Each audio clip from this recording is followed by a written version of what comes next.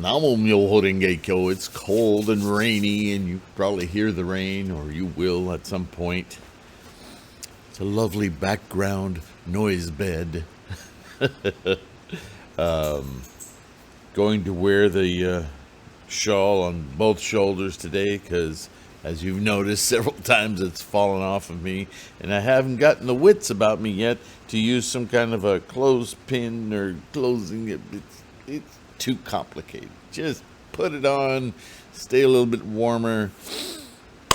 Let's talk about Daimoku, yeah? Okay. As I said, it was raining, so walking out to the school, I didn't want to wear my regular glasses because they would get drenched. And I don't know if you wear glasses, but I hate wearing glasses.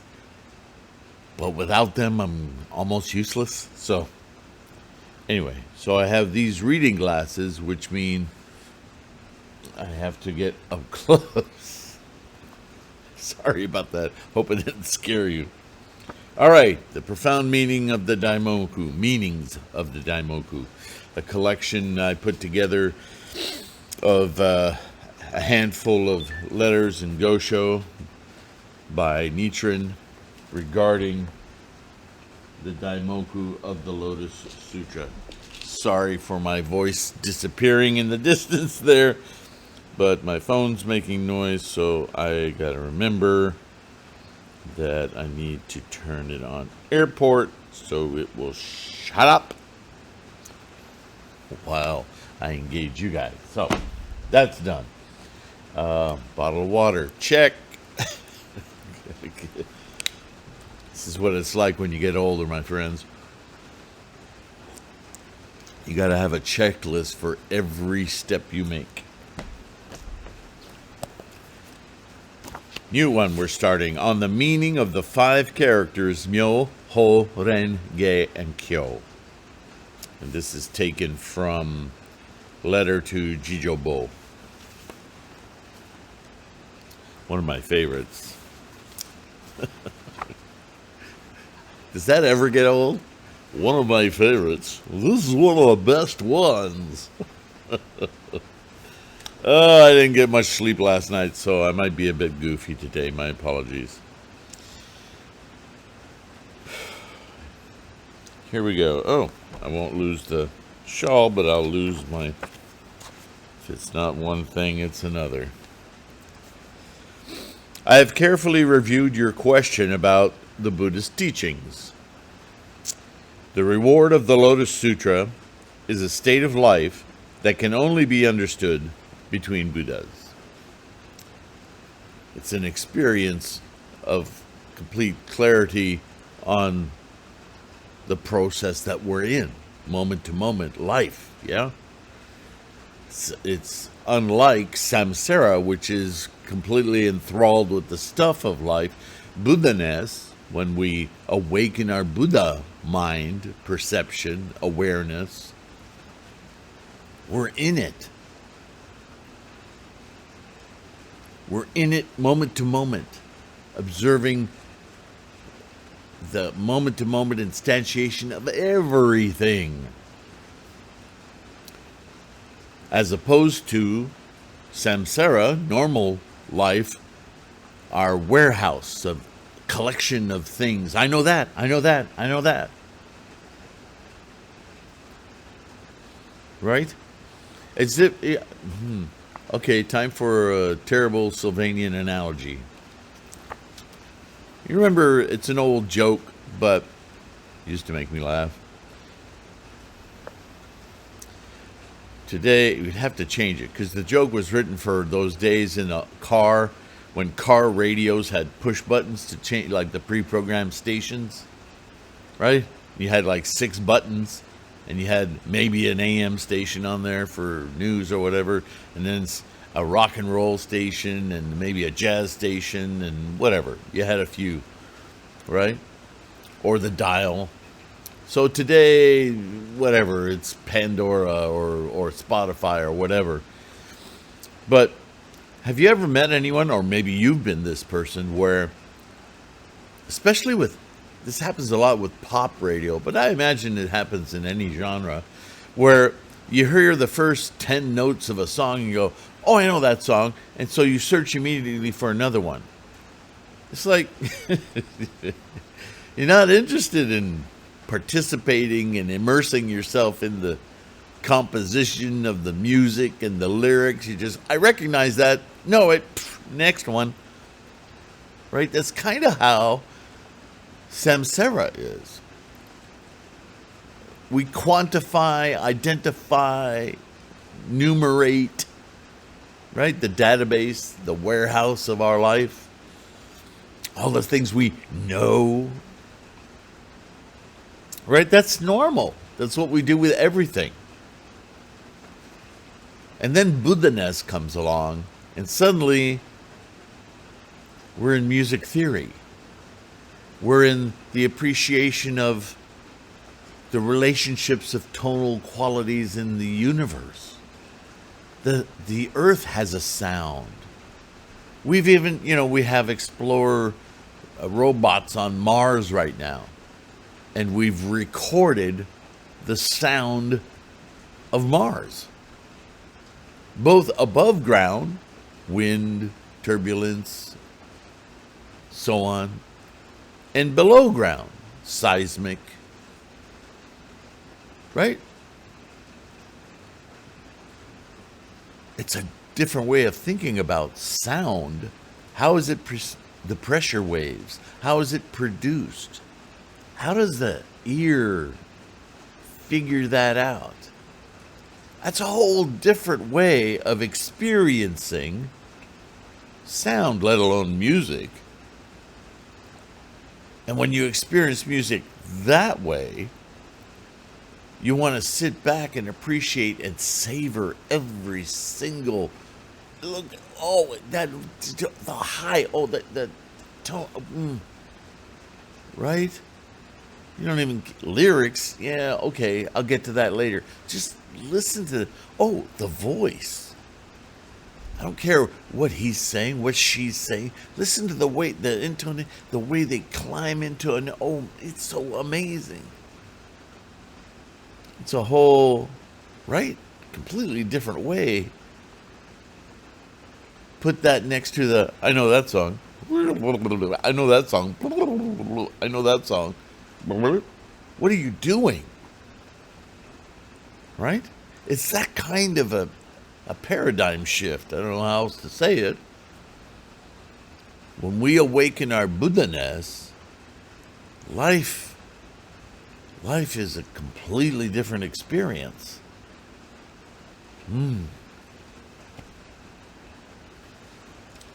So, the reward of the Lotus Sutra is a state of life that can only be understood between Buddhas. Yeah. Try telling your channel hopper about the qualities of the pressure waves of sound at 440 hertz or so on and so forth, right? It is an inner enlightenment that even the wisdom of Shakyamuni's emanations throughout the 10 directions may be no match for. Now that's an important sentence. I know we're dealing with translations here, but if that captured the essence of what Nichiren was saying at that moment, and it resonates throughout everything I've ever studied about Buddhism. Remember, I've talked about this many times. These stories in the sutras that Shakyamuni shared about other Buddhas, right? Even in the Lotus Sutra, there's him and there's Taho Buddha, and there's all these other Buddhas, let alone bodhisattvas and many, many personages. They're all teaching devices. They're all constructs of Shakyamuni's mind to explore certain facets of the mind, albeit through the medium of telling a story and relationships and so on and so forth, so that we can access his depth of understanding and insights for ourselves.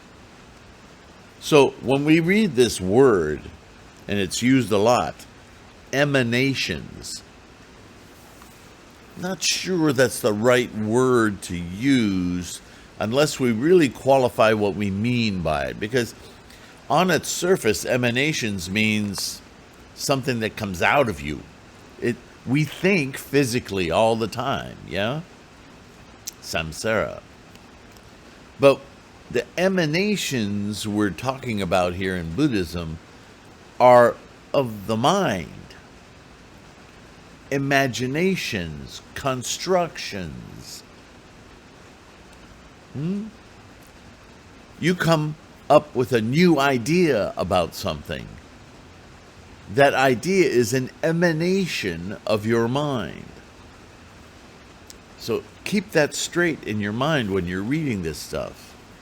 When he says, it is an inner enlightenment, the Lotus Sutra, the Myoho Renge Kyo, that even the wisdom of Shakyamuni's emanations, all of his skillful devices, personages, all of that, throughout the 10 directions may be no match for. Because those are constructions, they're examples, they're tools of analysis for the mind.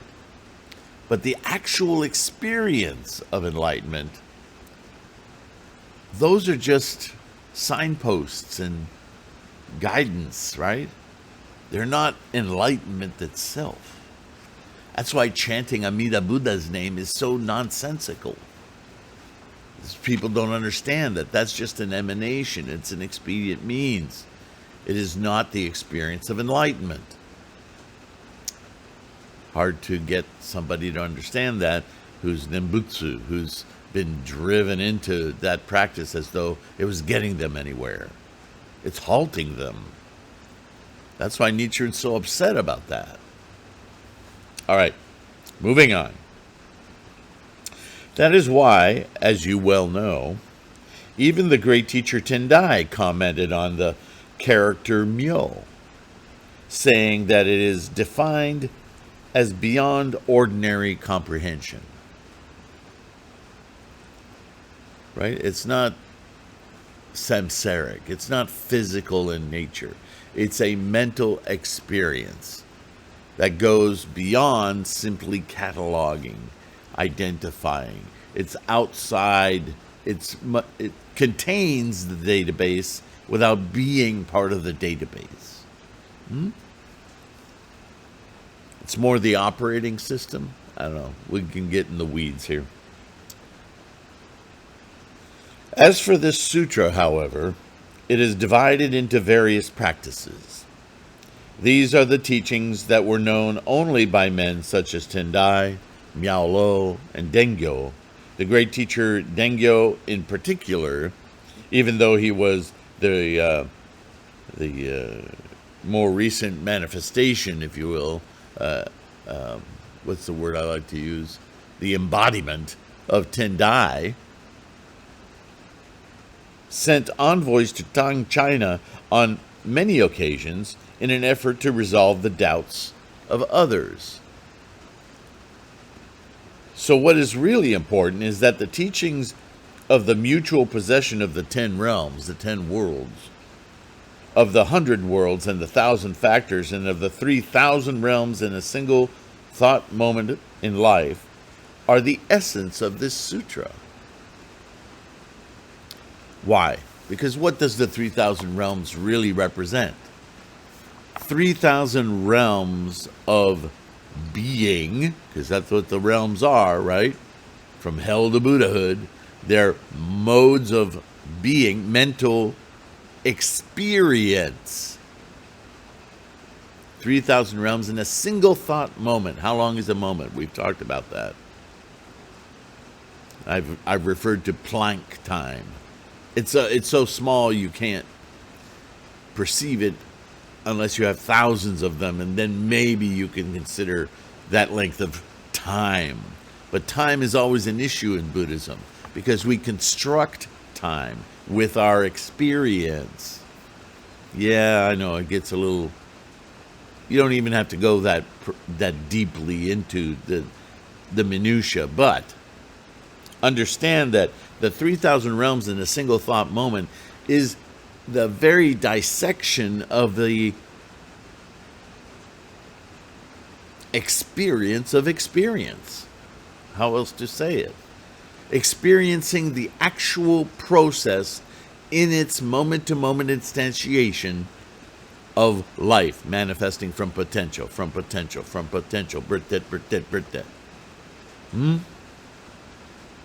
That's what the 3,000 realms is.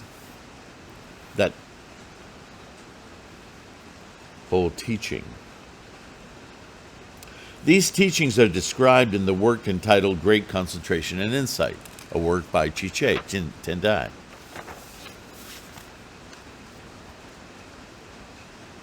These glasses. Sorry.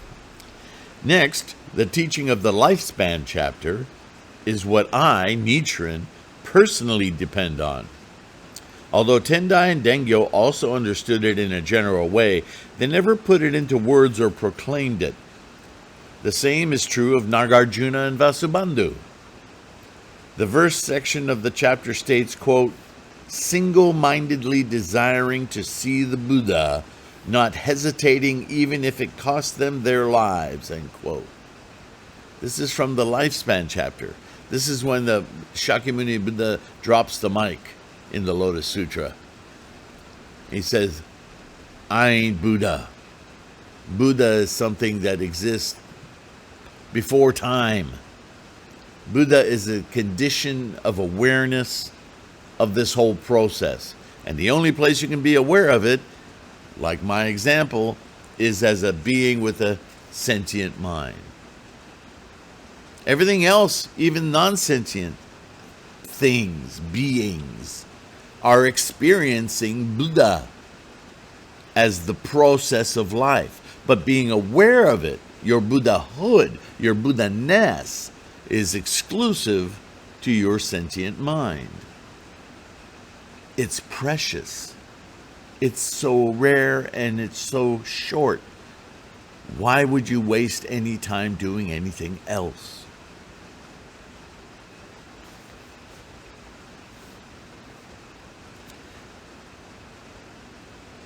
As a result of this passage, I have revealed the Buddhahood in my own life.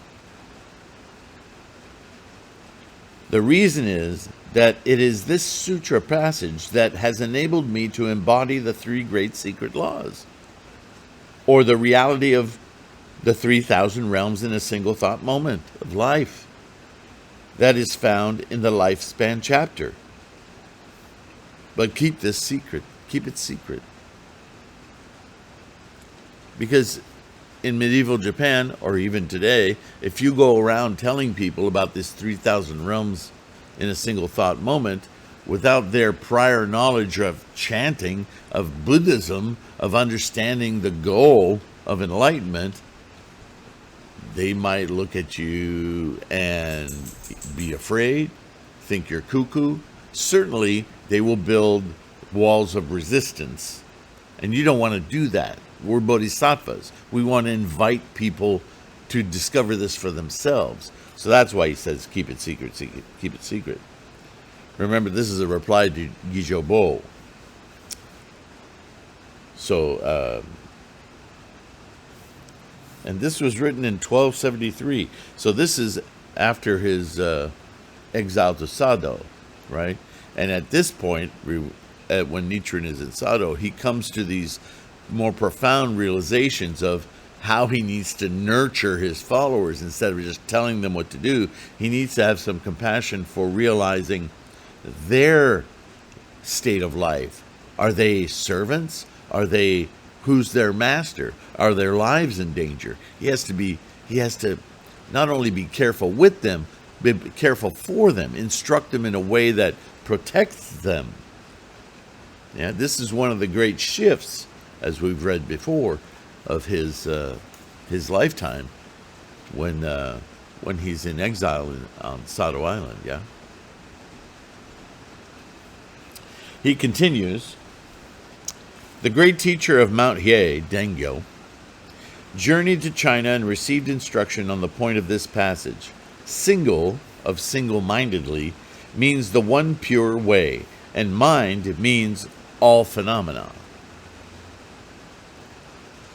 Now you'll recall I've talked about the three bodies of Buddha being this body, the body that experiences reward, and the body that is, in fact, the entire universe. All physical reality is the Dharma body. Remember me saying, quoting an old Motown song? I'm not going to sing. You are everything, everything is you. It sounds trite, but it is an actual fact. Every atom, every electron, photon, quark that makes up your DNA, your blood, your flesh, your nose, it's exactly the same stuff that everything in the entire universe is constructed of. Really, really consider that. So the Dharma body of Buddha is the universe. This local apparatus body, this is our vehicle. But what good's a vehicle without a destination? What's it for? To experience the totality of the body, the universe, the formation of it, moment to moment, constantly happening. That's the reward. That's the enlightenment. That's the awakening. Those are the three bodies in one. One what? This? No. One experience. And this is what we keep talking about here.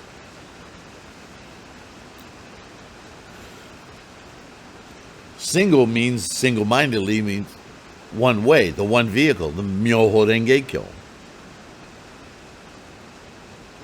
Our commitment, present and invoking Na Mu Myoho Renge Kyo, is single-mindedly,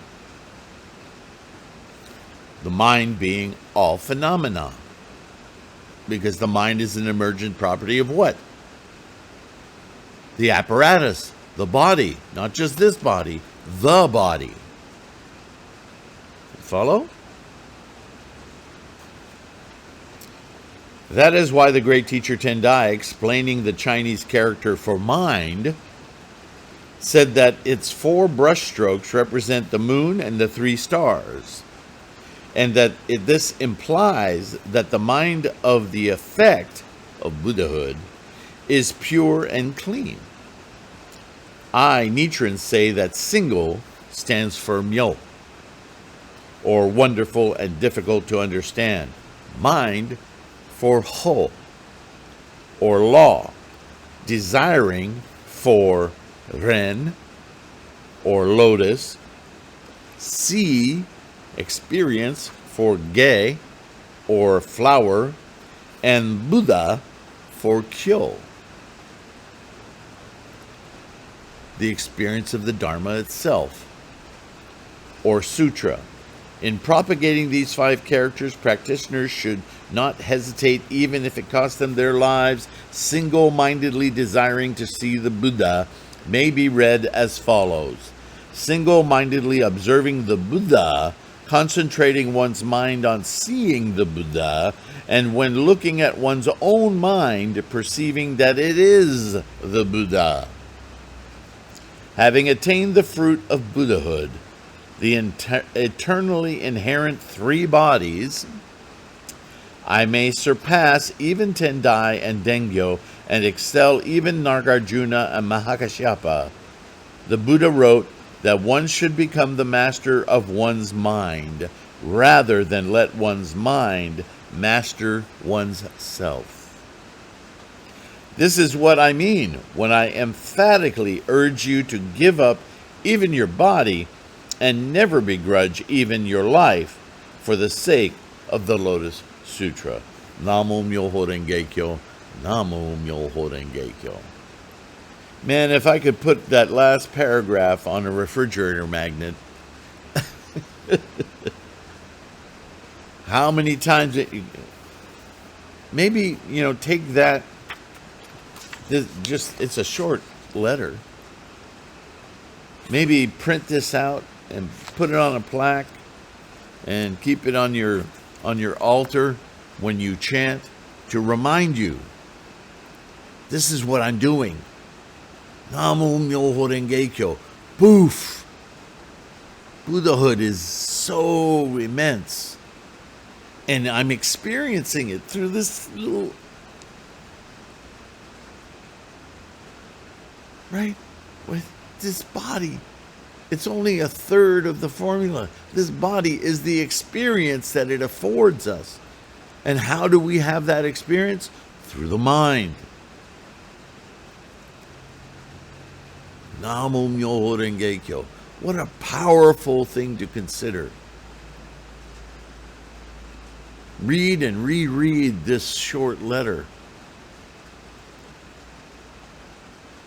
How emboldening, empowering, how profound is the act of invoking Namo Myoho Renge Kyo.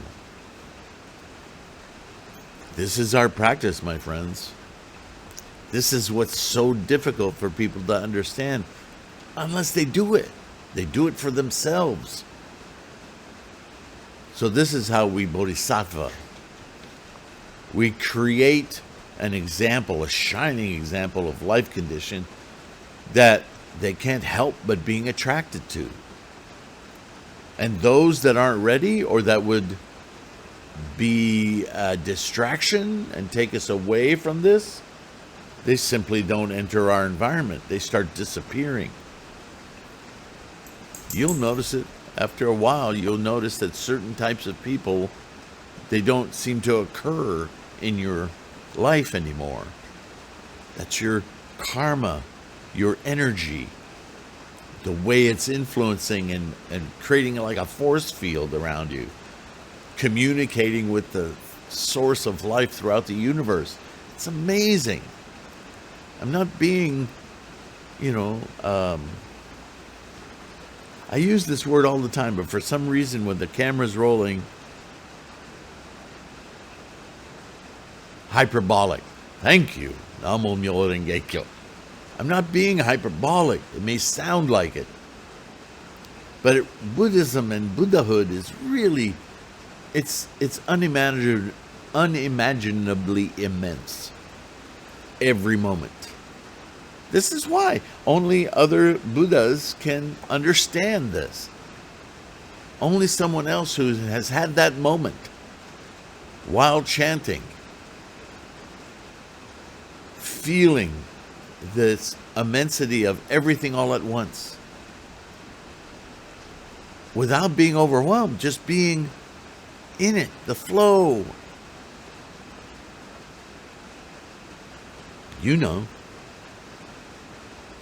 You can't explain that to somebody. You can only lead them to it.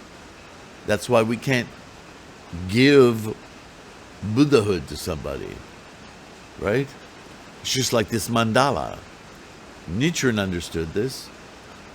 That's why he made the mandalas and gave them to people so that they could enter their Gohanzen mind.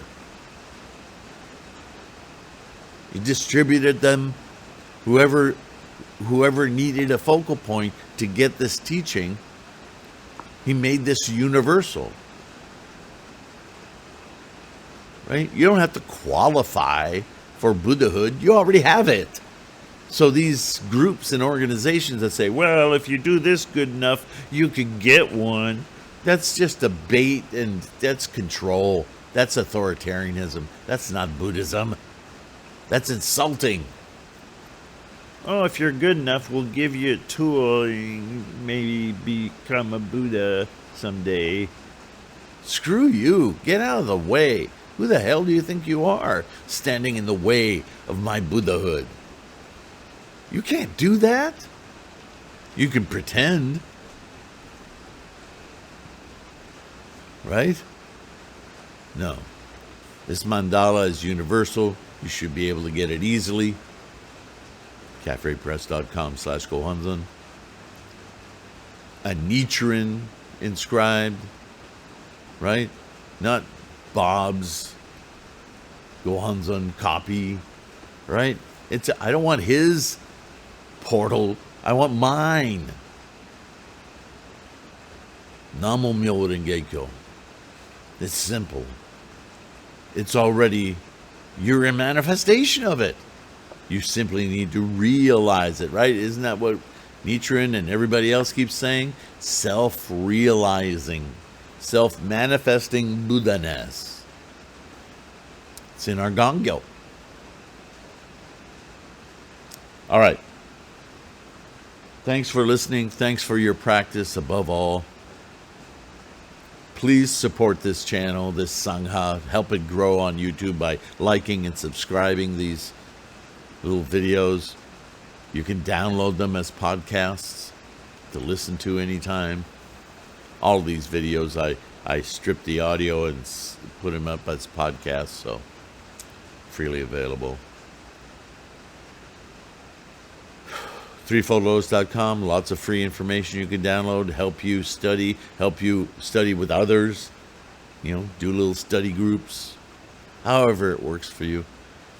Just encourage others in any way but first, chant. That's the first thing and the last thing. Open and close your discussion of Buddhism with invocation of Buddha.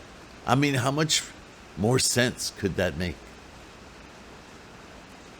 And do the same for yourself in the morning and in the evening. Awaken your Buddha-ness, go through the day, enjoy what there is to enjoy, suffer what there is to suffer, and at the end of the day, resolve it and go to sleep with your Buddhahood alert. All right, I'll let you go. I deeply appreciate your practice and your support. Patrons, you guys are awesome. Every now and again we pick up a new. You're available, your fortune comes up and you're able to help support us financially, to keep the bills paid, to keep us going. Thank you for that.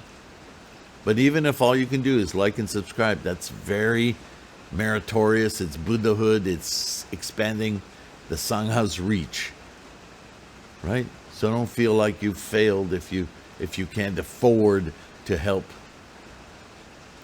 But don't hesitate if you can. It's a brilliant cause for your life and the Sangha. And I'm here to tell you thank you. Okay? Take care of your health. Be kind to yourself. And I'll see you in the next one. Bye for now.